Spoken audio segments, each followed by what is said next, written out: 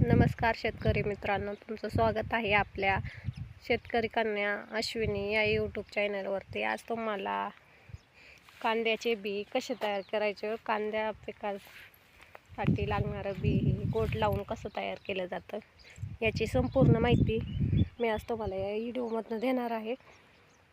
तर पूर्व मशागत ते व्यापार गोट खोडणी करण्यापर्यंत तर सर्व माहिती तुम्हाला या व्हिडिओमधून भेटणार आहे। सर्वप्रथम रान आपण हे गोट लावण्यासाठी भुसभुशीत करून घेतलेलं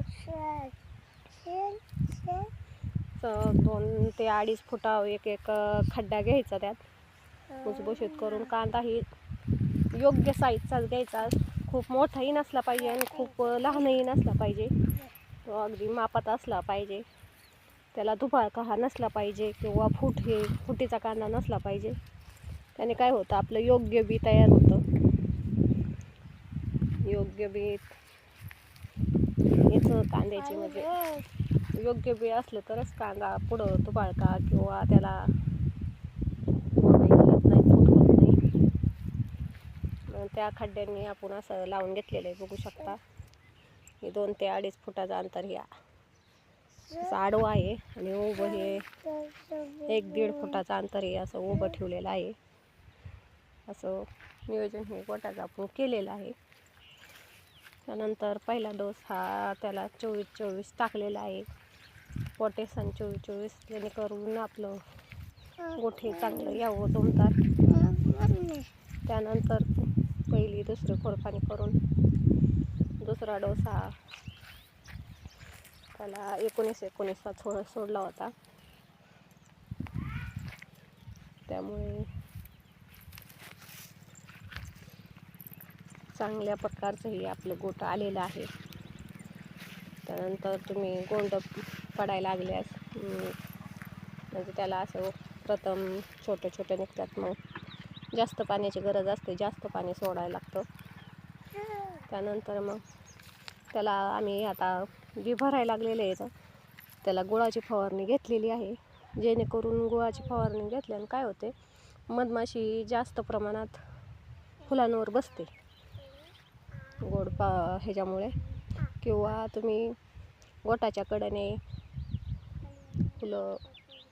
फुलझाडं ही लावू शकता, गाजरं ही लावू शकता, जेणेकरून ते गाजरांच्या फुलावर किंवा फुलझाडं झेंडू वगैरे लावल्यावर मधमाशा येतात।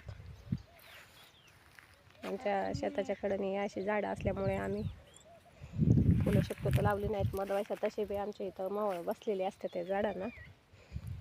त्यामुळं काय होतं, आपलं प्रत्येक बी हा पूर्ण तयार होतो, परफेक्ट तयार होतो। त्यामुळं मधमाशी नियोजन खूप महत्त्वाचं असतं। गोट पिकात आहे ना, मधमाशी येणं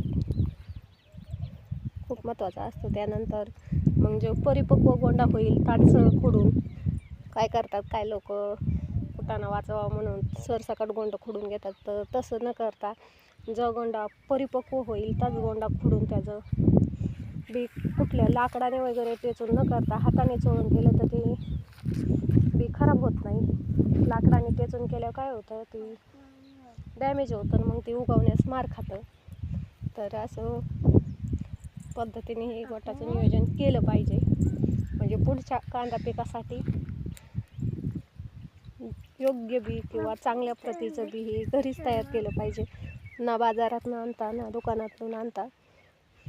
घरगुती बी कधी बी चांगलंच। तर आम्ही 7 गोण्या लावलेल्या आहेत, तुम्ही बघू शकता। पूर्ण फ्लॉट बघू शकता, मस्त आलेला आहे। प्रत्येक गोंड्याची साईज ही कांद्यापेक्षाही मोठाली आहे, तुम्ही बघू शकता। अजून ती फुलायला आत्ताशी सुरुवात झालेली आहे। ते हा अशा हातात न बसणारा एवढा गोंडा होऊ शकतो। आपल्याला कमीत कमी एका गोंड्यापासून भरपूर बी होऊ शकतात। तर आमच्या छोट्या मालकीने बाई पण आज तुम्हाला माहिती देण्यासाठी आलेले आहेत इथे। त्या गोंडा आधीच खोडून घेता येत। तर इथंच व्हिडिओ संपू। पुन्हा भेटू अशाच नवनवीन व्हिडिओमध्ये. तोपर्यंत धन्यवाद.